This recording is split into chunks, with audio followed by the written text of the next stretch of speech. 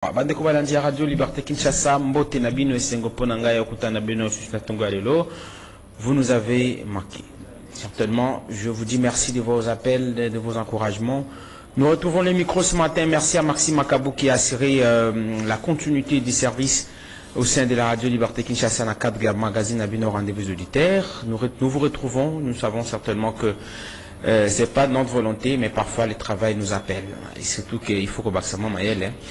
Vous savez que les élections approchent, on a parlé sécurité, nous avons été envoyés par le travail. La Radio Liberté Kinshasa en a parlé sécurité, personnel des journalistes, c'était à Nairobi. Une formation qui nous a ajouté un plus. Nous vous disons merci, vous nous avez écrit de partout, merci infiniment. Alors, carnage de Goma, après 15 jours, les victimes ont été enterrées tard dans la soirée, le lundi 18 septembre 2023, au cimetière Makao. Nous aurons en ligne notre correspondant depuis Goma, José Bolefou. Pour en savoir plus, le ministre Kazadi a indiqué que sur 57 personnes enterrées, il a réussi que les familles d'une quarantaine qui par la suite ont été assistées par le gouvernement congolais. Est-ce vrai? Est-ce véritablement il y a eu harmonisation? Il y a eu une sorte d'harmonie entre les victimes, les familles des victimes et le gouvernement congolais. José Bolefou nous en dira davantage. 78e session de l'Assemblée générale des Nations Unies. Félix Tshisekedi est entendu à la tribune de l'ONU ce mercredi. Il devra donc donner la position de la RDC sur les différents sujets d'actualité. Vous le savez, notamment les élections en RDC. Nous allons faire une sorte de projection tout au long de cette émission sur le discours de Félix Tshisekedi. Voilà le cas dans le Koloba. Il faut dire que... Bon, je n'aimerais pas en parler. Oui, que Martin Bakoulé, après le feuilleton $100 000, il est de retour. Bon, je ne sais pas, est-ce que c'est aussi à encourager bon, il sollicite de l'implication personnelle de Félix Tshisekedi pour un grand combat de boxe en RDC. Bon, voilà. On parle de combien là? Combien de millions? 5 millions minimum, hein? Lui, il commence 100 matin. Donc, nous directeur. Non, c'est pas une manière d'amuser l'académie.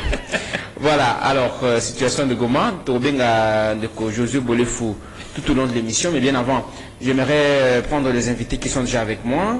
Sauf imprévu, nous aurons le président du Parti politique Congo Uni Congo Fort, Jean-Marie Beya, qui sera là, dans nos mires, mais Torozalapi, nan de ko. Nabito Teddy, comment ça? Paulin, il sera là avec nous. Mais pour l'instant, nous avons des invités qui sont déjà présents dans ces studios de la Radio Liberté Kinshasa. Ali Bongo, président fédéral, il y a ADD Congo, parti cher, il y a Prince Epengue. Prince Epengue, boni santé, alors madame. Président Azali Malamu Mingi, na pesi mbote. Nikolo Azoka na site. Azali, wane lombe mobali, nyamane tumba. Kofi Afayulu vision vision politique et kobunga ka mokolo moko te de koboner biso tozali bilombe oyo tobunda kana terrain tozali tokozala pe tokozala kaka Fayulu a déposé candidature a déposé nanu te a ko déposer na mikolo ezali koya parce que délai ezana président après c'est penge na pesi mbote sika azali je crois kalata okuta biso pe awa dans l'émission na RTG alelo c'est là pardon de comment asinga que Colonna Faden House Benda Bika Bitumba Babio pour Tikate. Est-ce que ça a solo? Non, c'est un moment qu'on en parle. Hein. Oui. Ça fait polémique que tout le monde en parle. J'aimerais également que, parce que tous les gens, nous avons beaucoup de Faden House, nous avons aussi pour Babio, on a Faden. Alors, est-ce que Bitumba n'a pas Faden à solo bande de yo le baki to Tikate, yo ko tika nengini, yo ko tika pété, tout ça. Est-ce que vous négociez la présence ici pour venir déposer? Qu'est-ce qui se passe justement? N'anga peut s'abisso éclaircissement. Là, il n'a l'ingénieur loba avant de répondre yo, je m'adresse aux Congolais, particulièrement dans ma membre Nabiso, il y a ADD Congo, la Mouka n'a pas pardon, ma partie nyonso o esali la Mouka lelo. Na royef sabango boyepe na bateau nos oiseaux Nabiso bali yo éclaircissement par rapport il y a des soi-disant dépôt il y a candidature à président élu ou soit te kozala ça te kozala te ezali boye. Na vie ce que aux autres tambola na stratégie na yo o efutaka bakoki ko changer en côté pamba boye. Le président élu bato bakomi kolobake alobaki a ko déposer candidature na yeta okene na élection te avec machine à voter akendeki mais l'élection il akendeki wana a gagné l'élection avec plus de 60%. Et ceux qui stratégie wana et futaki biso lobby les autres ont changé en pourquoi qu'on se prononcer en dernier lieu parce que to yebi banane to sala na bango politique to yebi pe ba comportement na bango sur le problème les années que bino ne vous avez victime dans la vision politique à point c'est pengé c'est allusion faite et ça par rapport à biso il y a un candidat déclaré un candidat to ça va victime jusque là to ça va victime non je suis conscient dans ma kamunazo le banabino je suis dans cette sillage oyo sala makambwana tout ça va victime te nabi mais bino boyebi que déjà c'est une clôturée réception à candidature pour la compte à dépilation ndeko bonena biso ba candidature na biso ezali bon ici déjà na koki ko scandaliser pe bato awa bozo négocier na si ekotaki na molili si ekotaki andeo ya biso malé oui makamuzolo ba politique adversité hein.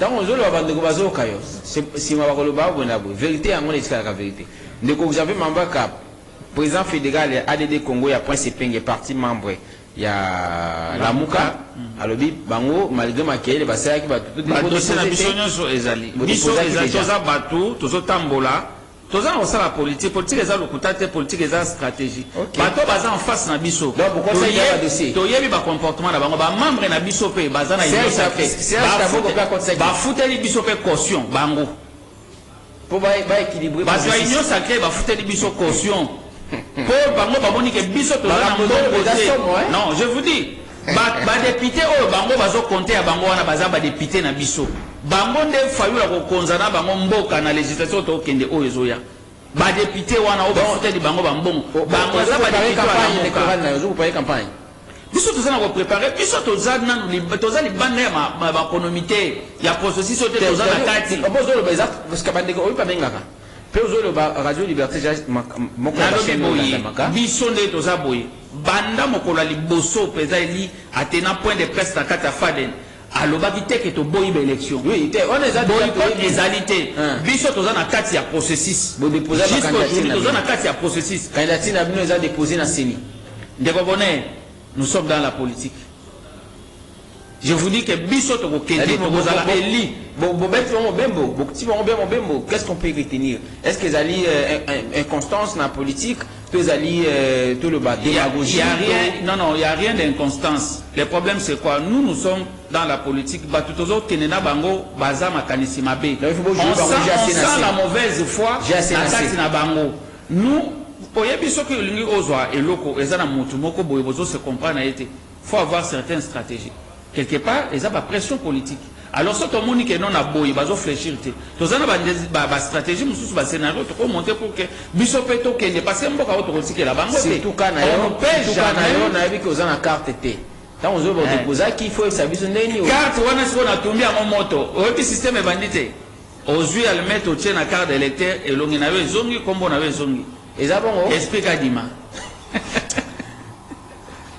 notable à Gemena il azamuka ba notable à Gemena ndeko muso a contesté que la fois passée to éviter ce gars benga lisusu ndeko ngonga tobo Olivier mbote na yo mbote ndeko journaliste babi okimi Gemena nkozo kitafuna te na base notable ya koki jamais koki mamboka na ye tant que naza notable esprit na ngai za na Gemena loin du corps mais près de l'esprit naza toujours na Gemena mikolo yo ba desiderata ningo le bakia wa makambo ko le kana Gemena ba vol les apps de façon au moins régulier hein na eteni wana pour l'instant jusque là bon pour le moment la partie mususu pour le moment oyebi Gemena na ibisaka ke eza ville monene na kati ya Congo oyo Gemena ezo koti sape ibeli ya bisolo na mboka na biso Congo tukoki bakoki te ko privé bana Gemena vol na yebiki na mikoleza koya malgré ba difficulté za na Congo Airways mais mikoleza koya makambo ya transport et kuzonga normal na etandi mobima ya mboka na biso Congo voilà à part ça non à part ça tikana na profiter na micro na yo na pesa maman Florence Fololo moi je suis azama kasi moka ba notable ya Gemena te yaza notable ya Gemena te yaza mama o yaza awa zwami na commune ya Monga Fula précisément la Kimwenza mama yazo sala makambo ya minene mwasi moko me makambo azosala eza mystique bana ya kindele bana ya kimwenza bana ya masanga mbila cité verte partout kuna bazozela kaka mama wana mama fololo aza candidate. oui mama aza candidate Député national. député provincial oyo azobunda po arécupere mbo kisasa oyo apesa bakongolais oyo bavandi na kisasa esengo po aza mwasi makasi Aza moto union sacré te. te mama aza moto ya union sacré bipai wapi makambo ya bien ezali oyo bana mboka bakozela Les bons côtés de l'histoire. le bon côté de l'histoire bien sûr mais nakambo mingi koyoka ndeko na ngai koloba awa approuvé yango noir si blanc ndeko Martin Fayulu akoma na union sacré yo yoki yango te donc mwana mboka prince epenge oyo aza président na ye akomi na union sacré ntango azokolobaki caution na bango efuteli bango badepute ya union sacré Ils appellent ceci à aza solidarité. koprouve ke ndeko Fayulu marde bitumba nyonso azobunda azalaka na union sacré ndeko journaliste yo yoki yango awa donc prince epenge ndenge aza boye président prince epenge aza na union sacré donc babandaki kozoba bacongolais lelo ndeko alobi yango vérité ke basi bakotisi dossier na bango na seni dossier na bango esi ekoti epuis ndenge baza wana union sacré nde efuti caution na bango c'est pour nous dire que non union sacré Eza isengo pona yo tukoka bongo to eza. na sepeli ndenge ndeko Martin Fayulu arejoindre biso na union sacré mpo ndeko Fayulu akokaki kotikala te na moto ya union sacré ndenge ndeko Fayulu akoti na président prince epenge na union sacré donc biso bakongolais tosepeli mpo tobandaki kozela kaka ndeko Fayulu akota asala mosala elongo na ndeko na ye mwana mboka Félix Antoine Tshisekedi Tshilombo Yo benga ye nani? nabengaka ye Josué oyebi mwana mboka Félix Antoine Tshisekedi Josué de la République aza komema mboka lolenge esengeli yango moni Lolo akoti kuna. mama fololo aza mwasi oyo aza nsima ya mokonzi ya mboka kolanda vision mama wana makambo azosala eza affaire sociale soki okei mama na baaktivité na ye eza kaka mpona kosunga bakongolais me ntango akozwa mboka oyo kisasa omoni ke makambo ya bien ekobima na mboka Ah si ça chassa bosoto. mama fololo aza mwasi makasi ndeko journaliste Yo mo za candidat te hein? C'est Jusque là. ngai lokola notable ya gemena ndeko makambo ebele eza na nsima ma ntango mosusu nakozala candidat gouverneur na sud ubangi Un solo. Oboto la comment il s'appelle? mabenze ndeko mabenze Jean-Claude mabenze Ya osala malamu te. te mwana mboka azosala malamu soki ndeko asalaki malamu te oyoki bauti kopiblie bagouverneur oyo basali malamu te bipai wapi bazokolia bambongo na baprovince na bango me na sidi ubangi batie bango te cela prouve moi ke ndeko mabenze malgré mwa bafaiblesse mosusu me azotravaille me biso tokoporte nde vision ya sika na sidi ubangi mpo tobongola makambo etambola bien. Voilà, nous allons tenter d'avoir notre confrère José Bolefou depuis Goma dans une réunion de Kopona réplique nayo Manamboka Xavier Mavaka. Je précise que le gouvernorat provincial Peter Kazadi a indiqué, c'était hier, que sur les 57 enterrés, il n'a reçu que les familles d'une quarantaine qui par la suite ont été assistées par le gouvernement congolais. Par la même occasion, les patrons d'intérieur croient au procès qui se déroule à la cour militaire du Nord Kivu, où 5 militaires dont 2 officiers comparaissent dans la répression de la manifestation organisée par la secte dite Ouazalendo. Le gouvernement a pris en charge les obsèques des victimes et a remis une enveloppe à chaque famille. Le même gouvernement est toujours attentif aux résultats du procès en cours qui vise à établir les responsabilités autour des événements, vous le savez, du 30 août dernier, a fait savoir Peter Kazadi, ministre congolais de l'Intérieur. Voilà. Pour en parler, nous allons tenter en direct de la radio Liberté Kinshasa de joindre depuis Goma notre confrère et correspondant Josué Bolefou pour connaître la situation. On a tenté sans succès de prendre contact avec le ministre, les patrons de la société civile, parce que à temps appris, victime sous Balobi, gouvernement associé Bangoté, la démarche il y a intérêt. Nous avons en ligne notre confrère José Bolefou. José Bolefou, bonjour. Alors, vous êtes dans la radio Liberté Kinshasa. Vous avez cette place na Goma et pas wapi Touchukoyoka Kilobi, dans le ministre intérieur. et que la victime, il y a un carnage à Goma, oui, Salemaki, Kundamaki Lobby, n'a beaucoup c'est, nous sommes l'équipe madame, est-ce que la famille Bazaki associée dans l'État pour un processus?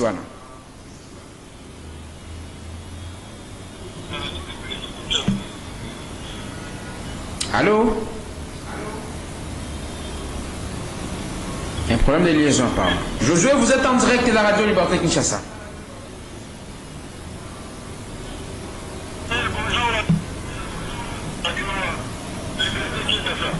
Oui, José, dans le lobby, tu l'as dit que le ministre intérieur a assisté à lobby, la famille, il y a victime, il y a carnage, il y a 30 août.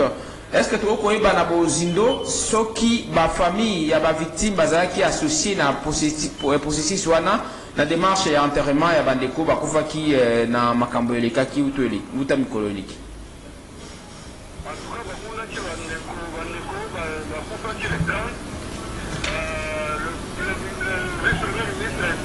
A échangé avec des familles, avec certaines familles de victimes, mais en tout cas les familles n'ont pas été satisfaites, étant donné que ça faisait longtemps, comme on a dit encore, il y a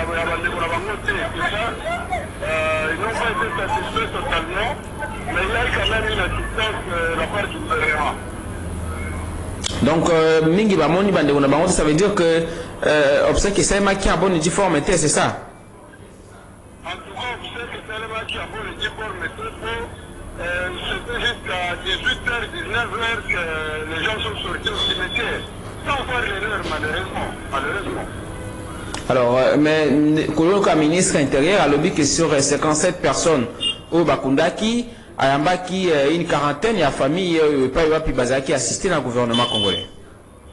En tout cas, moi-même, j'étais au gouvernement de la province hier avec le VPN. Il y a eu, en tout cas, le nombre de familles qui ont été reçues. Il a échangé, il a eu le temps d'échanger avec ces familles.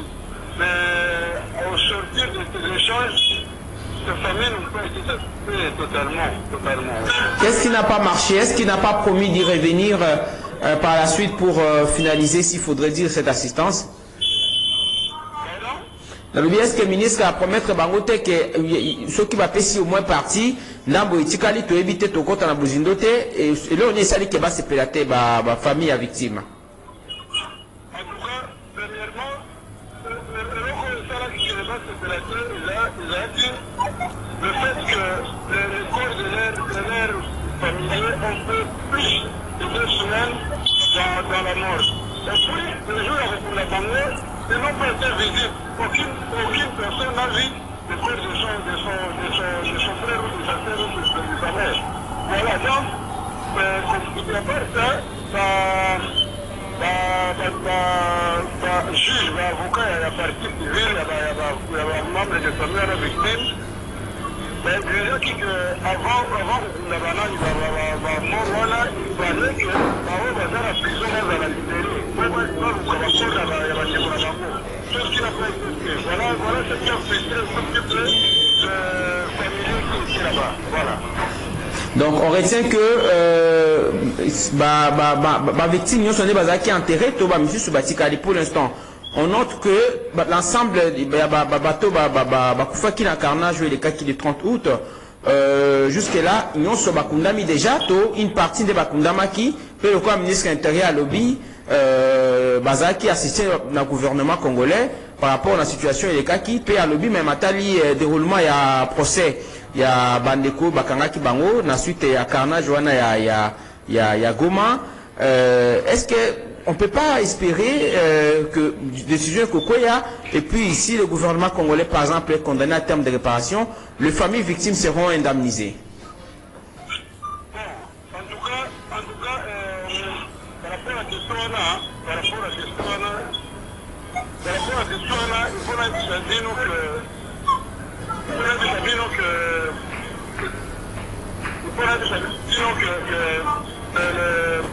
le vice-premier ministre, par rapport à la question de la Masso, parce qu'il a dit que le procès est en train de continuer, le procès est en train d'évoluer, mais en tout cas, ça n'a pas été dans ça n'a pas été comme attendait la population, parce que répondre à la question, ceux qui vont faire rien sur la machine, en tout cas, là, il y a encore des choses, parce que l'enterrement est fini dans la soirée. Voilà, Mais merci. Apparemment, on n'a pas une très bonne liaison avec Goma. Notre confrère José Bolefou, que nous avons joint tout à l'heure, un problème de liaison. C'est tout le plan de quoi le pote parce que Lingala alors il a quand même donné l'essentiel de l'information. Vous avez suivi José Bolefou, notre confrère de Goma, qui a confirmé que Bandeko Bakundama qui lobby Bazaki victime et à carnage à Goma. On a parlé de ça avec la présence du vice-premier ministre de l'Intérieur qui a indiqué que 57 personnes ont été enterrées. Une quarantaine, si 57 personnes enterrées, une quarantaine de familles Bazaki consultées, na Ibango, peut harmoniser, va vu. Avant Yango, le gouvernement a assisté ma famille victime. Voilà. C'est ce qu'il nous a déclaré le vice-premier ministre, mais à entendre le correspondant, notre confrère José Bolefou, il y a un problème parce que d'abord, on est en retard dans la soirée. On ne sait pas encore ce qui va éviter ce qui nous se véritablement parce que Babimi retard dans le cimetière, selon il y a le 19h. Et puis, on a le procès, on espérer que nous se collègues malades, ou puis la victime va nous indemniser. Voilà. J'aimerais que nous puissions en dire un mot avant tout quand on a si j'ai n'habitué à balé, mais Matali, le Kona Otukoloba, 78e Assemblée Générale des Nations Unies, avec comme point notamment Makambo Itali, objectif et développement durable, aux Nations Unies a constitué Sirango, et l'intervention du président Tshisekedi, ça sera demain mercredi à la tribune des Nations Unies. Il va intervenir sur la situation globale dans notre pays avec les élections qui pointent à l'horizon. Donc Jean-Marie Béard, merci d'être venu. Je l'ai annoncé tout à l'heure, il est là, le président national du parti politique Congo Uni Congo Fort. Je vais revenir à vous pour répliquer. Vous savez en antenne, mais Nanigi le quoi besoin qui maloba, il y a un peu savant maloba qui a commis un retard. Donc Jean-Marie Béard, mbote nayo. Mbote, puis s'excuser vraiment auditeur na biso. Au dernière minute, il faut régler avec les embouteillages aussi, supposons. Alors, problème, bon, chanter à parti politique Congo Uni Congo Fort rapidement, tout compte à la maman Ali Kambonabiso. En tout cas, Congo Uni Congo Fort, santé ça vraiment qui tombe au ming. Donc, l'implantation, est-ce que ça les mains, est-ce que, parce que, aux armes, aux 20 000 internationales, s'il faudrait l'appeler, parce que c'est mon expression, est-ce que, na mboka bapaya, masule zovanda, na Congo, na ba province, est-ce que les hommes n'ont parce que, place du Kotambola, comme on a Congo Uni Congo Fort, les hommes n'ont pas. Bon, vous voyez que tous ceux qui n'ont pas de problème, il y a la candidature, ce qui était nécessaire. Bon, ça n'a pas parti, mais sous ce bois qui continue d'être candidat à Bango. Il y a le bien que on va jouer qui j'ai déposer qui va candidature. De quoi le bien a fait mal à sa position. Il fallu lui déposer pour déposer qui coûte une sacrée de football. Caution de vous avez manvaka ya point c'est pengé alors le bango yomo ko kapé a confirmer en dessus donc bozia qui bat qui a no terrain vide ba melibno orger bobo kutana bobo sana bobo déchanter déjà sur bokanisa qui va jouer contre bango alors il y a le bi ngai qui a heureusement ba confirmer en le bi que ce bokanisa il fallait le déposer bon pas déposer qui déjà il est pas candidat député national à déposer qui candidature naé union sacrée de foutu caution selon Enenga Lobi. Na évité contexte à le Béliango, il m'a fait sa précision. Candidat na ba fait électeur na bango, il faut pas s'habituer na ba G. Il y a les lombes, les kukulo et lombe, kanga mwane lombe, pour te éviter à obimelanzela nini à okelendenge nini, pour na ko déposer, te, na ko déposer.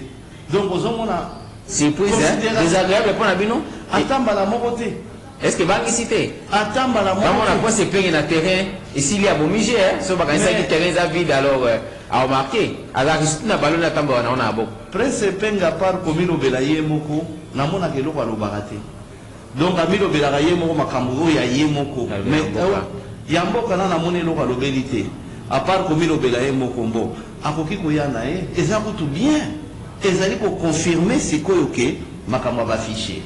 Makambo to o ezali nini o Félix azobenda élection pour naie et makambo to ezosala ma pour naie ezali ko confirmer siko ke élection eza kitoko élection ekolekana bien soki bazwi te baloba te ke tokendeki te mpo na boye mpo bayinga bayiba biso nga basala boye non siko ndenge baye ça confirme parce que élection oyo eza bien que seni oyo eza valable que makambo to ezali bien ça confirme la chose na sepeli mingi ndenge baye mais électeur na bango membre ya parti na bango c'est sûr que baza s'habituer na jeu pour nga so na koti na jeu wana na ebi ndenge nini na sorti te na éviter bango ba stratège bango ba stratège na bango kaka moko yo ba kosi bino ke ba oya te bino botika terrain botiki ba nini poteau vide bon ba marqué ezali kaka même no orge ezali kaka stratège oyo e banda depuis kala oyo alaki ke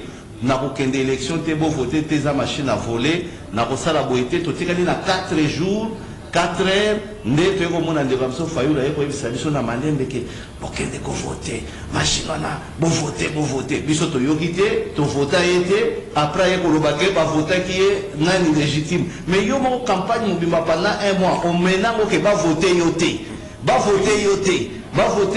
tokovote te na suku oyekondima bavote yango na biso moni Congo ini Congo fort déjà est clair ezali ke toke na maponami déjà bo aligner ba candidat to aligner ba na niveau nyonso tout ezali élection qui dit élection elingolo ba ke mutu moko akozala éligible ba misu ba kozala éligible donc ezali un problème c'est-à-dire ba kopona mutu so ba poni biso tamie ndenge moko pe na Fayulu pe za candidat président ndenge moko pe na epenge pe ba koki kopona ye tout comme ba kopona ye yo poza candidat président déclaré donc dès que tozoloba ke ezana candidat moko te ezala ya présidence ezala ya wapi o tata mwasi na kangeli de nani ki député to ki président na songi alikuta azate donc peuple nda kopona alors soko perdre zala pena la sportivité à comprendre le fait que au perdre comme candidat légitime président Obasi ba poni en avance azate ezala Félix ezala urne ezala Félix yango nazoke na maponami ezala Fayulu yango nazoke na maponami ezala epenge so yo aussi la mutumo ko cédé neto mona est-ce que ezaba candidature ya face c'était nego so que ezali ba candidature la face na pour ça la face na 100 et quelques mille dollars tu vois na pour ça la face na termine dans zali koya en sachant que en respectant les peuples et non qu'au peuple que ndenge bo voter ngaite bokende ko manifester bokende ko sala boy bokende ko sala boy bido ko ba gère mabe alors que mboke sengeleza na kimia okokite vanda na se papa mukolo mususu ko kabwebi président ya États-Unis Abraham a rataka l'élection au moins 7 fois et après wanande ayaki ko poser une fois azui atikala lelo historique na kati ya mboka na bango bandeko na biso ya ICD bandeko na biso ya ADD Congo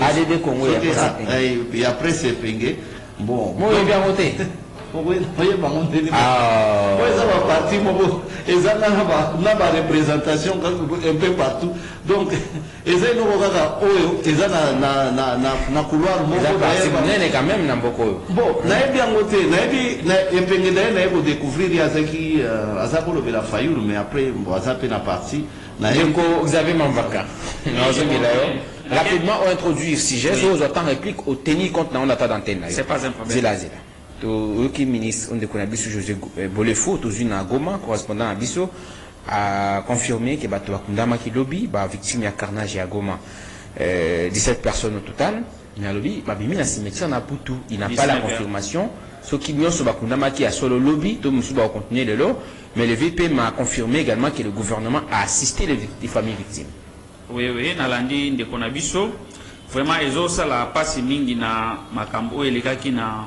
Goma bandeko oyo d'abord ngana koloba eloko moko muto aza prêt à se permettre à bomayo à longola pema na yo à bomayo à supprimer na vie est-ce que azana posa vraiment azana sentiment wana azana respect ya ko protéger corps na yo ou bien à même na dignité je ne pense pas parce que ce que azaki na bolingo wana il ne peut même pas faucher votre vie donc batouana basala ki yango à dessin koboma batou ezana eloko ya mabe il faut préciser de quoi na autre koloba qui un procès est en cours.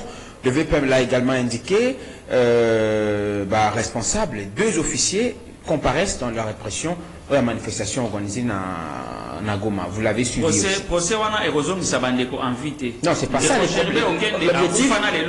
Procès est en cours, résultat, parce qu'on rendre en mode jusque-là, quand on est ça veut dire que procès est malamouté, to faut qu'on à vivre.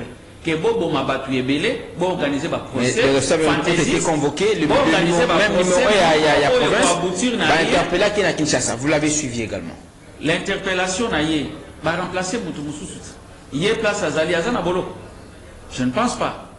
Alors, Batou n'a pas Koufi Bazo et Kundabango n'a pas Erwana pour quelle raison? Ils ont posé certain nombre de préalables. Entre autres, Misabande Konabango, Baza qui a arrêté illégalement, va libérer Bango avant, va enterrer pour que va participer à la mémoire, il y a Bande Konabango. Donc, Basantete Kakaba Bimisi Baro Bazana Babolo côté, Baké Kundabango en Katimini. Et on nous parle d'indemniser les familles. Si on va indemniser, vous pensez que ça va remplacer quelqu'un? Peine à Bakoufi, on a besoin de famille, on va Bakoufi 3-4. Parce que Bazaï Batéglise, Moko. Alors, vous faites Bango, son papa, maman, n'a Bakoufi. Vous allez indemniser pour que Nani a bénéficié d'un gros peu de ça. C'est pas bon. Ça, c'est dites à nos amis de l'autre côté que l'émission est en direct. Et ça, acte Moko Boye, Bissou Tozo, c'est Pelanangote, Tozo, on a souhaité que se répète à chaque fois. Koboma Batou, parents, jeunes au bazan à venir, peut-être que pourrait que ça la mieux que au bazan à kosala les lots, bozo supprimer ba vie na bango, toza d'accord na ngote na biloko wana et procès wana quand même toza na confiance à justice na bisote et kozala pété parce que yé moko mutozo kamba bango mais c'est tu lo balobi justice et aussi mbakaka te personne peut douter ici na table et autosali mutakobo yango azate justice a malunga ezana nous mise en place pour que tout le monde ke ndeko o asala ki mabe ajupe tout bo esengeli nango pour que ba o ba roya sima moye ba sala mbe ba wana ezate na uti kolanda bango kaka bazo vanter ba publicité moko bo ezanga tina ke ba kuluna o ba kendeki na kabe kakanya makasese bango en Afrique d'ici na formation. Ça signifie quoi? Pour que vous citez ba o pe baza awa ba sala mabe makas bo kanga ba moi pe ba aussi na ba en Afrique. Non mais quand même il faut pas dire que kokanga motoza objectif même la prison ça vise la réinsertion dans la société. La réinsertion mais ce qu'il faut comprendre maintenant la réalité la philosophie ya ba o mususu batikali ba o ba wana okende qu'est-ce ba ce que le maramba bakabaka ba wana zo tindanga na fongola muno ko na beze hasaini to beta na tunika bakabaka bato banani nazo ngaskoyo dossier wana eza dossier moko ezo sala biso ba kongole passe tozo na toza na mawa makasi pona yango mais ezo senga procès et apesaka muke ba victime yango ministre alobi procès et apesaka ba victime parce que netika ya bakabaka ba oyo zolo ba wana bana wana babomi bakinape bato awa batie bango na prison basali procès kaka ndenge obengi procès wana ya baventure ils ont cité les dignitaires ya pays awa bamemi procès mbango loka matembele mwana bake na bango na boloko après temps vi bana wana bazomine na boloko biso bato ali banda to wana vi wana te on a tous vu et ils ont cité des gens ici ndeko les rapide courage d'aller là-bas à interroger bana wana nandenge ba code cela bango ba téléphone nandenge ba kenda bombarder bango biloko kolia. Ce sont des déclarations. Et ça des déclarations moi ça visible il y a des images etamboli yé pa ke a confirmer yango mais les noms des gens qui ba mi wana ba sitaki ndeko les incapable à koloba yango pona nini alors que yé aza élu du peuple ndenge nini yé aza na ko banga ya bato wana pendant qu'il est un député. C'est pas sérieux ça. Les plus importants qui va transférer ils sont dans des conditions humaines et que c'est très important. Non, je vais rebondir par rapport rapidement à quelqu'un. Moi je viens de dire ceci. Biso tokotika la libanda ya processus sur terre. Makambo lobi ke union sacrée a foutu caution ya ba député. Moi les ba député il y a union sacrée. Ba député o fa yo ko réunir na bango parce que ba député o lelo mais c'est tu le mazo ça na bango c'est pas lui qui avait payé l'argent pour eux. Et là qu'on a lobby que ba député o lelo mandat député za yemo za sur la parti politique ou à siège na mais séparation à pouvoir ezali ndeko exécutif na législatif ils a pouvoir à mon côté. Ndeko bonne ba député au nyonso ya sa na bango majorité le na futa caution na bango n'est-ce pas Kabila yende a futeli ba député au fallait le na bango caution. Ah donc c'est dans ce sens là c'est ça pourtant il y a lobby attention ndeko bazo landa malam c'est ça le lobby ndeko Ndekonangai Olivier. C'est pourquoi je voulais répondre pour que Olivier a comprendre le sens. Oui, le déclaration et à Kissi d'office que nous, comme Martin Fayulu, a sacré. Alors 15 jours, c'est pour par là que je voulais chuter. Au monde Ibiso, Union Sacrée, on a reçu Katumbi, on a reçu Bemba, tout le monde, Mouzi tout sur la table, et les autres amis. Il y a que Fayulu qui restait, l'Union Sacrée n'a pas marché jusqu'aujourd'hui. On attendait, alors 15 jours, si c'était le cas, on a proposé au président Eli Martin Fayulu, vice-président de la République, poste qui n'a jamais existé dans notre pays. Il a refusé. On lui a dit, quand ils étaient restés il n'était pas demandeur. La sollicité a beau par médiation à Sassouna. Président conseil. Je dis vice-président de la République. Oui, mais après,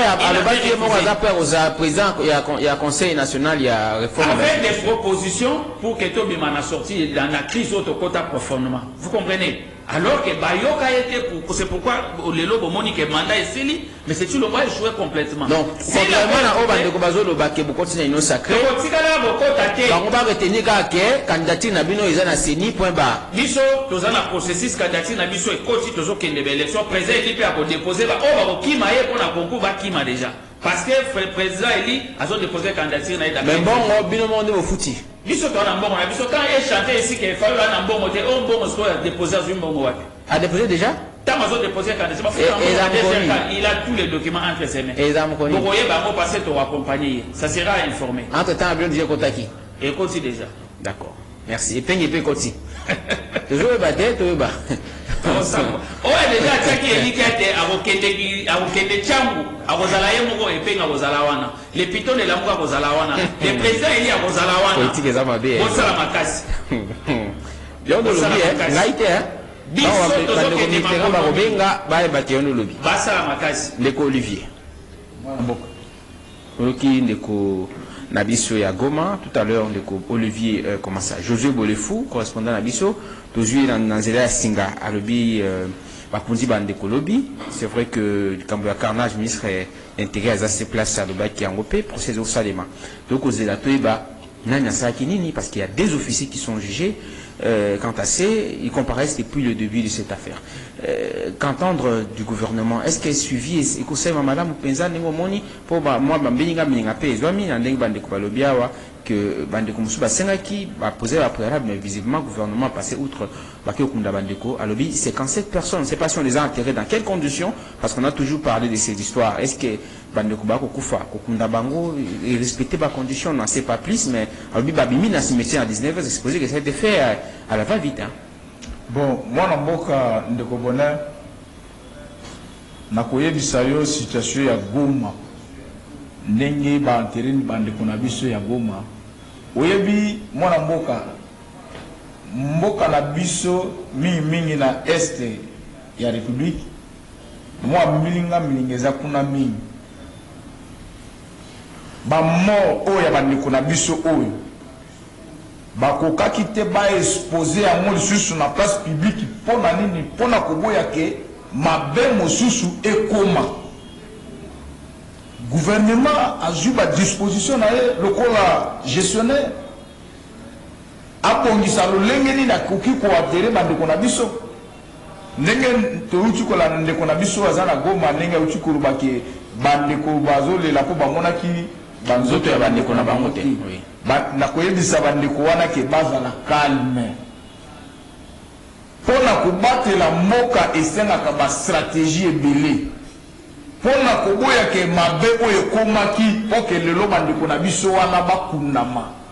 Ne baboyi ko exposer zoto na bango ke bato mususu baya bamona ba mema mususu va mususu ko dégénérer sur makambo mususu ya mabe. Il y a une stratégie et ça les raison sécurité. Oui, il faut qu'on protège on va tirer la vie. Il faut qu'on protège le Manabiso à Goma. Nakokamo lelo soki ndeko akoloba ko critiquer à or. Alobi ezali semblant il y a assistance parce que selon ils ont l'état dans la base ya lieu abaniko. Ndeko na biso ndeko journaliste. omoni kobatela mboka lobi soki président Martin Fayulu pe akomi na mwene ya mboka akosala kaka ndenge ndeko Josué Tshilombo azosala lelo mpona ya koprotéger population na ye bakokaki te bazwa port ya bandeko na biso baexpose yango place moko epuis ndeko na koyebisa yo boye omoni likambo ntango esalemaki na Goma biso toza bato oyo toyebi mwa stratégie ebele na makambo etali sécurité ya mboka na kosenga na bakonzi ya mboka na biso ntango bato bazokende komanifeste il y a des stratégies oyo bakoki komettre yango en place on peut dire mpona koidentifier si réellement bamilitaire na biso nde basalaki mbeba wana omoni. Il y a des stratégies, mais je ne peux pas exposer ça dans le plateau de la télévision. On peut dire qu'il y a une erreur de tactique. Oui, parfois, certainement. Alors l'État congolais est responsable d'un côté. Certainement, parce que... Raison de plus, c'est que le Bamako... Non, la province a eu un réseau, mais on a pas causé un peu de naï. Pour y dire ça, dans la situation modèle Wana, il faut que la police ou l'armée joue à la vigilance. Va jouer la vigilance. Mais est-ce que Toko on le battait parce que le ministre l'a dit, des officiers, il y a armée, va comparaître. Pour ces en cours, on va identifier certains responsables. Le gouverneur militaire Constant Dimba a été rappelé à Kinshasa. On a même parlé d'un remplacement définitif qui va se poser, parce que jusque là, c'est un cas intérim. Hein? Oui. Il faut pas saluer cette sorte de promptitude du gouvernement en agissement. Mais le gouvernement, ça le Seigneur qui a ça. Qu'on rappelle que Constant Ndima awa na Kinshasa pe ko zoande ko mususu ko nommé comme intérim gouverneur militaire intérimaire. Et ça pour la koluka kaka ke gouvernement aluka ko la kisamba na moka bosembo ya likambo na ndenge ya laki. Et puis na kosenga na bande ko na biso o bazana Goma. À chaque fois que ma manifestation est allée, il y a des stratégies. Il y a comme bimisa tato ba policier na biso, il y a comme bimisa tato ba militaire na biso. Ndeko, biso toza ba bantu. Et ça difficile. Bantu apo maneko na ye 5 personnes, 10 personnes en allant vers Seka et quelques personnes, c'est trop dur pour nous les Bantous. Premièrement, donc l'armée n'a pas qui infiltré. Oui, pour moi je confirme que infiltré qui armée n'a pas. On en saura selon votre procès Koleka davantage ce qui a solo qui a fait quoi. Il y a carnage. Il y a mon de journalistes, il y a des stratégies. N'engel toujours le baba ko jamboko azola na biso. À chaque fois ce qui manifestation ils allaient attendre de kofaula lingia tambola lelo lingia tambola bo. Il faut bâtir ma stratégie en place. Na koki ko étaler stratégie na nga wana te po mboka na biso ba muna ba za ebele ba koye ba stratégie wana mais quelque part ma konzipe ba yo ka biso ba s'intéresser pe na biso poto pe sa ba stratégie wana pour que lobby na nele ma be yo comme la ba. Merci beaucoup le Congo Ngatobo Olivier. Je rappelle qu'il est notable de Guémé. Jeune notable de Guémé. Jeune notable. Oui. Oui, avec Bunda Pemela Ndekobia. Ah. Maintenant, on veut taper la partie Congo unique Congo fort. L'Assemblée générale, je vais donner la parole à Ndeko Beya pour introduire le troisième sujet, certainement en réagissant dans la matali situation à Goma. L'Assemblée générale des Nations Unies organisera 3 réunions de haut niveau sur la santé au cours de la 18e session qui se tiendra à New York en septembre 2023. C'est aujourd'hui donc que cela débute officiellement. Il s'agit là d'une occasion historique pour les dirigeants mondiaux de placer à nouveau la santé au premier plan des principales préoccupations politiques alors qu'ils renouvellent leur engagement en vue de mettre fin à la tuberculose, de parvenir à la couverture santé universelle et de renforcer la prévention, la préparation et la riposte face aux pandémies. À mi-parcours des objectifs de développement durable, voilà, c'est là même mon problème. ODD, le monde est en retard pour atteindre les cibles fixées dans le domaine de la santé à l'horizon 2030. Des millions de personnes n'ont pas accès à des interventions vitales qui permettraient d'améliorer leur santé. Les dépenses de santé à la charge des patients entraînent des conséquences catastrophiques. Pour plus d'1 milliard de personnes poussent poussant justement des centaines de millions de personnes dans l'extrême pauvreté, des situations empirées du fait de la pandémie de Covid-19. Problème, les Cambodgiens objectif de développement durable de Jean-Marie Béa. J'aimerais que vous puissiez en dire un mot bien avant. Les Cambodgiens na bande koloko ba pesi makanisia wa les Cambodgiens développement pauvreté, c'est comme si kambi ya mokili ba ko kwa ko solution na côté, mais principalement nous avons parlé de notre président Tshisekedi qui devra intervenir demain à Koloba. Il y a solo à Koloba nini na Maponomi. Je pense que c'est sa dernière intervention comme président de la République pour son premier mandat à Koloba nini. Est-ce qu'il va en profiter pour faire un bilan et un mandat naïe? C'est une projection. Demain il va s'exprimer Mokolo Misato et Koya Lobi to Koyeba Mama Alikambo sur Koloba nini. Même Goma alobaki déjà fundaki bandeko ya Rwanda on toyebite maponomi ya Koloba nini tokozela toyeba mais pona matali Goma opesi makanisi pe osali projection par rapport à discours ya président puis opesa makanisi par rapport à objectif de développement durable ils parmi ba point on va évoquer na ba kambi ya mokili na 78e session générale assemblée comment ça session à Nations Unies. Bon, merci mingi. Nalobaki en ebandeli autour de la question pour la makamba Goma fraîchement ozwaki nouvelle tozeka na plateau oyo nalobaki makamba Goma ezali mawa mingi pe soni mingi na ba parti politique oyo ezosala récupération politique, c'est-à-dire ezelo moko ya mawa oyo ezibande kona biso et ba parti politique mususu ya soni elingi ko récupérer makambo ngo pona kufunda bato misusu pona kolakisa bato misusu ke basali mabe. Soki eloko oyo tango esalamaka na tango ya mwana mwasi babenga Karine tomonaki bapesaki grade bamatisaki grade mwana mwasi oyo akomaki na azui pouvoir, alors que na tango oyo ya lelo oyo tomoni ke baofficier oyo baleki kutu Karine na grade barapele bango na Kinshasa po batuna bango baquestion et baza presque demi na bafonction na bango. Alors koya kosala neti ke président nde mutu aza responsable ya ndenge babomi batu ndenge basali boye eza encore une fois kolakisa malaise pe kolakisa motema mabe o batu bazobenga keto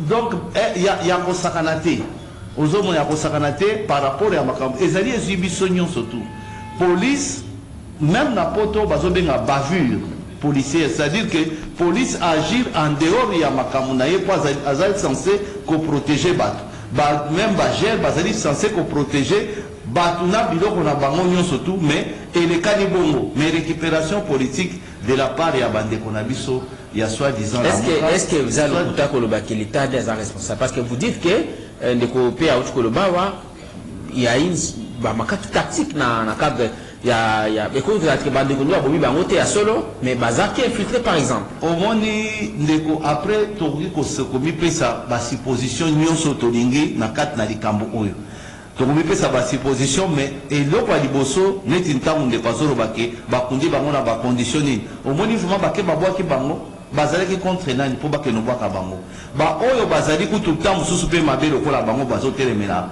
dans Félix est-ce que asi akundi bango ye azoloba tia kobima ozonga ndako na ye pepele kimia awuti koloba kofinga koba makambo nyonso tu bongo bawana konsenga ba manifester faut aboma bango donc il y a eu quelque chose oyo ezali kosurpasser biso oyo ezali kozala na domaine ya sécurité mais na mokolo ya lelo eloko nakoki kosenga na bandeko na biso ya lamuka bandeko na biso epenge dignité devant bato bakufi récupération politique na kat na likambo eza na tina moko te bandeko bakundamaki bien même ndende kwa uti koloba ke question sécurité dans so bakako tanda bango boyete basala ndenge bazosala tomona président Poutine abomaka bat na kat na kat ya sala théâtre parce que banani bakotaka kuna ati aboka babom batwana et atambala moko ta condamnaki bo babomaki etc.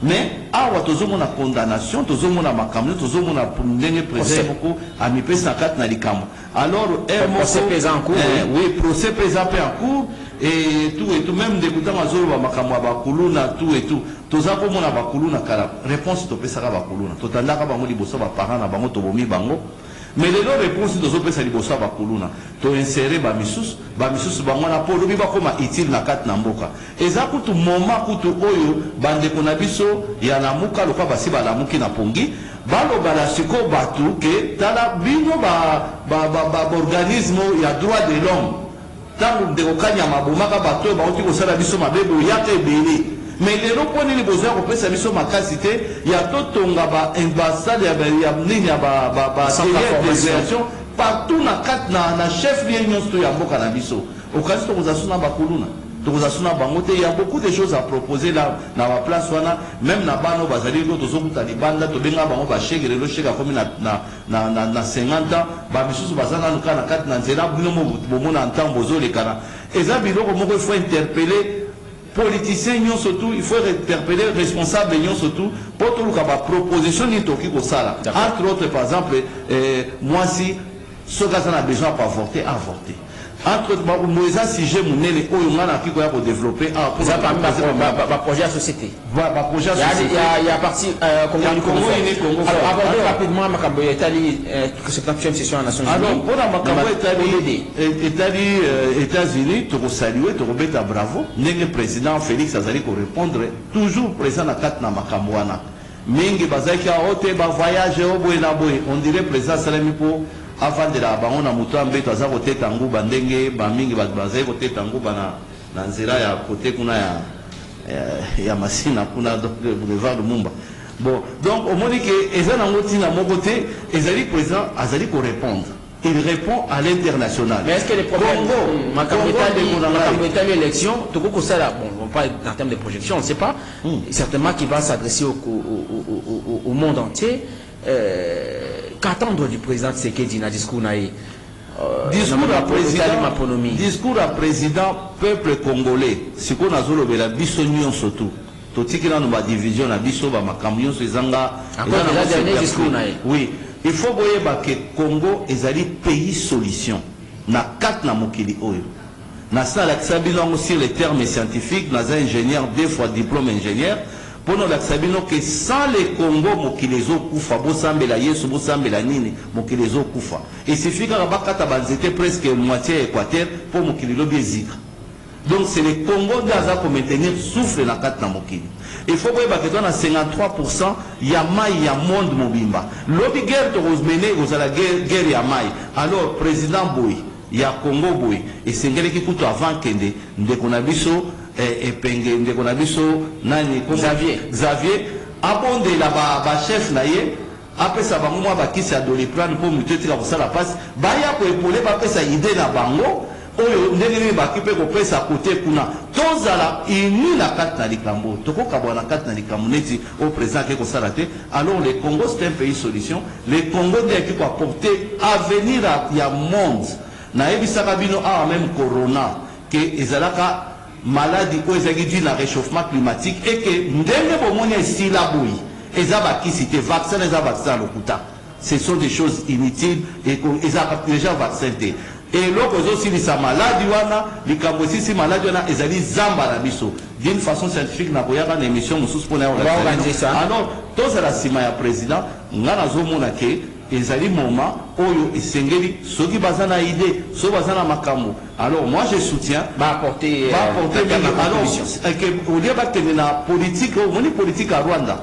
Oyo bozomo na guerre ezokota na Rwanda wana nde bozomo na baza kwa appuyer Rwanda ezali parce que soki batiki Congo yango moko pardon de ko mvuma mukana so batiki Congo et se développer et ndolo bake ekomela bamboka nyonso to eza pembeni d'où baza ko susciter bango bakot sa guerre poto ko masiko na ko kabola une énième condamnation à présent qu'on intervenir dans cette voilà donc on attend Xavier merci vous avez Mambaka 82 33 33 749 082 33 33 749 sur réplique Ezali, au répliqué, ou aborder Matali, 70e session des Nations Unies.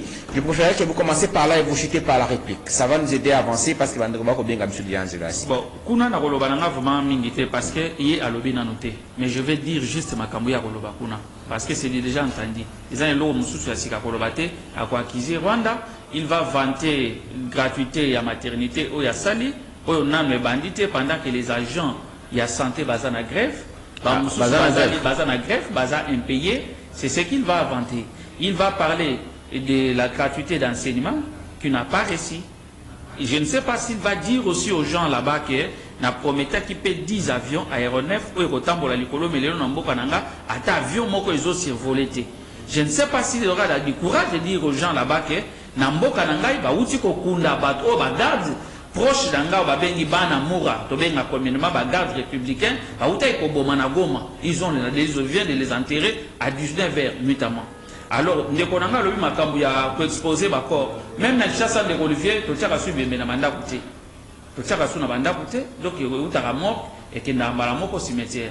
Mais ce qu'il faut que na condition ni bozo meme la bande.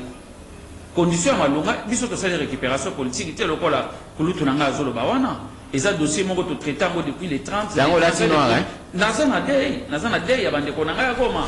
Ça veut dire que ngana zana mawakole kabino bolati ba costume boye awa bozo sala semblant ya koloba ke armée na biso eza infiltré. Donc pour toi Olivier batu mususu nde ba Rwandais ba Ougandais ba kotaki na kati ya ba garde républicaine qui ont tué les Congolais parce que les Congolais ce sont les Bantous ba koyi ko mwabande kona bangote honte à vous. Bozana kamoko ya bato kuta. C'est pourquoi ils ont aussi sabino ata mayele. Vous êtes intelligent mais vous ne savez pas défendre ce que vous êtes. Pour dire que je condamne ce gouvernement, Basali Mabé, Babomi, Bandéonabiso, Congolais, tu as peur de quoi? On te paye combien? Moi je condamne avec énergie. C'est M. Tulongo qui est à la base de ça. Papa Beya, Poutine, vous avez vu Poutine entrer avec les armes comme ça? Oui, au lobby en gros, Poutine a la salle. Vous avez parlé de Poutine parce qu'il était chef de l'État, comme garant de la nation, comme Kabila hier. Rossi Moukele était tiré. Et les autres amis, même les membres de l'IDPS qui étaient morts, c'était à la charge de qui, n'est-ce pas, de Kabila? Parce qu'aujourd'hui, c'est le moment à limiter, nous allons dissocier, c'est lui le responsable. C'est lui le responsable de dérapage policier. Les Wallobiens ont intervenu en toute liberté parce que c'est la radio Liberté Kinshasa, radio Ansomi Amboka Jean-Pierre Bemba. Vous intervenez. C'est ce qu'il a dit. C'est faux, non? C'est faux. Vous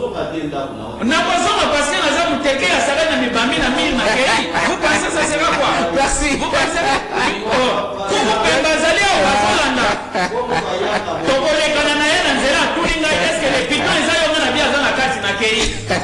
oui. Merci.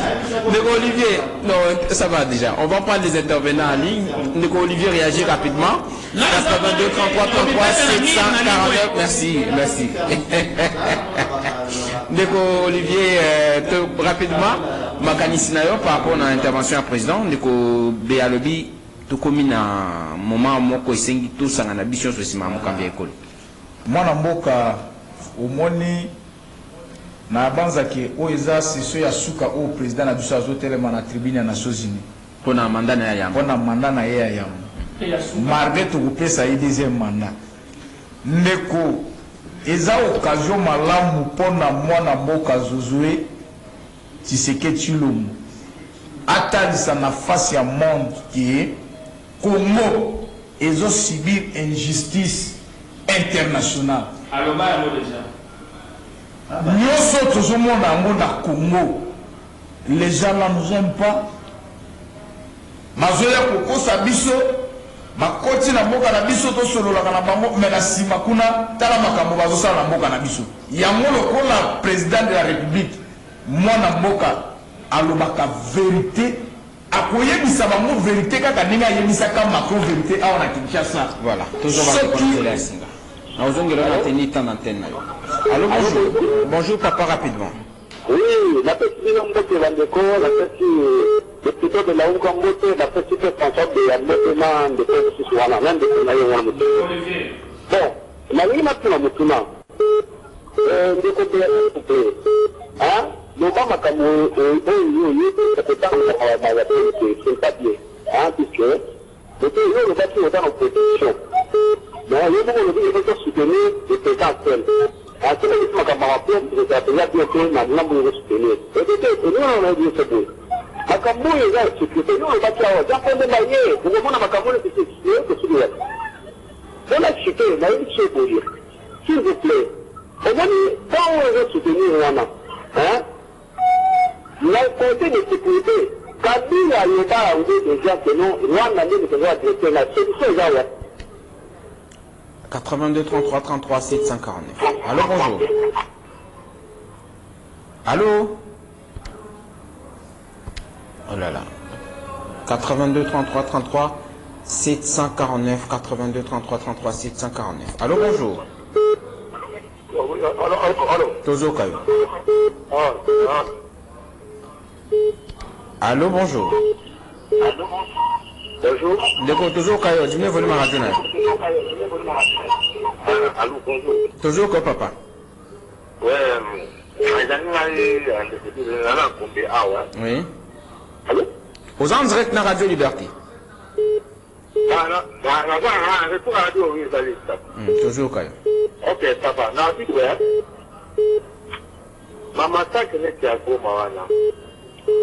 Kame ezo kama tangaiki batato descendre on est mais pour ça batabo ntango bazali la garde républicaine ya biso ya poka. Garde républicaine bakeni la mokonza poka ba tete na tête na mole. Mais nazo comprendre que pour aller défendre nango. Allô, bonjour. Allô, bonjour, Niro Bonnet. Tozo Kayo, papa. Na pesa réaction na ngai koyo. Tozo Kayo. On a pouvoir de nyonso te. Ata basali nyonso. Babundi na nyonso. Bakosala eloko te. Bazonga na triomphal. Esika babungela. Mpe lelo oyo. Mboka tozoke na niveau nini. Et puis, bato oyo bakufi kuna. Baza banyama. Eza beti ndako. Ezotanga. Obambi etusu oyo. Owane toboki. Allô, bonjour. Allô, bonjour, le Bonnet. Tozo Kayo, papa. Le Bonnet, madame Mutuna kaka moko. Lindi sanga ide maizana tena na tete. Parce que dans le tete, ça na pasi. Et ça na pasi, mais n'a plus le tete ya. Parce que si vous avez bien, il y a pas diplôme de ba niveau ba la coordination. À côté de la presse, quand même de la atteindre un niveau de plus parce que la tembo que ça va remonter na balabala. Si vous prenez le Gobéria, si vous avez c'est passé dans l'arrivement que présent la question tanga beaucoup de tempo. Parce qu'il y a eu pas aussi de péta, s'il vous plaît. C'est quand même cette question la question. Je pense pas que c'est le sujet du jour. Hein. On ne parle pas de bas niveau. Tant qu'on commence la campagne, je précise. Bonjour papa, je vais revenir à vous. Tant qu'on commence la campagne, la Radio Liberté Kinshasa donnera le temps à tous les candidats, les députés provinciaux, les députés nationaux, les candidats présidents de la République. Ils passeront vendre leur vision, nous donner ce qu'ils représentent et qu'ils ont en termes d'ambition pour Nambo Cannabis. Nous prenons deux intervenants, toujours dans le studio, qui Yambo, le Javier Mambaka à intervenir, le Jean-Marie Béard pour cette émission. Allô, bonjour. Allô? Un problème de liaison. Allô, bonjour. Allô? Allô? Nous toujours Kayo. Ah oui, merci de Congo. N'importe Congo toujours Kayo rapidement. Ok, maintenant, vous intervenir à lui concerne ma caméra Radio Liberté. Ce n'est pas aujourd'hui la paix résistance des élèves qui pour la difficulté. Pour comporter la liberté. Liberté, état de droit, basé pas aujourd'hui là, ils n'ont pas de difficulté. Merci beaucoup. Allô, bonjour. Bonjour, M. Bonheur. M'aider les politologues à Mikono. M'aider les politologues. Oui, toujours Kayo. À Mikono. Oui. Ici, je pense que la garde républicaine, pour les alliés armés en Mboka Nabiso, les alliés rattachés à la présidence de la République, il ne faut pas ignorer ça. Il y a un lien direct avec la présidence. Là, on suppose que, dans une ordre de la sommet. Alors, le tout dernier intervenant. Oui, alors, bonjour. Bonjour, papa. Oui, il y a un artiste à commune à Kassavobo. Oui, Ndeko Mais il y a Kertis. tout là. Allô? Oui, alors, bonjour. Bonjour, Ndeko. La dernière partie, voilà, comment vous êtes. Oui, Ndeko Beste. On a dit. Un problème. Allô? Allô? Oui, Ndeko Bengab Komonani.